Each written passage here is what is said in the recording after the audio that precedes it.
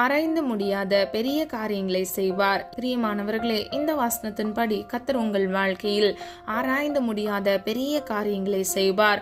நெடுநாள் கர்த்தருடைய சமூகத்தில் நீங்கள் காத்திருந்து ஜெபித்த ஒவ்வொரு காரியங்களிலும் கர்த்தர் அற்புதத்தை காண கிருபை செய்வார். அதற்கு நீங்கள் விசுவாசிக்க வேண்டும்.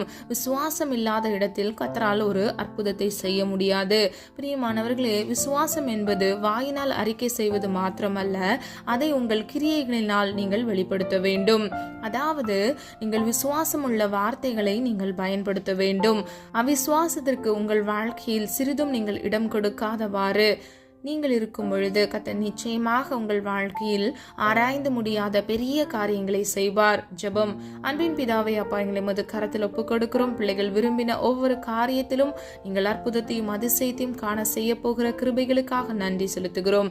ஆசீர்வதிங்க, பாதுகாத்துக் கொள்ளுங்க. இயேசுவின் மூலம் ஜெபிக்கிறோம் பிதாவே, ஆமீன்.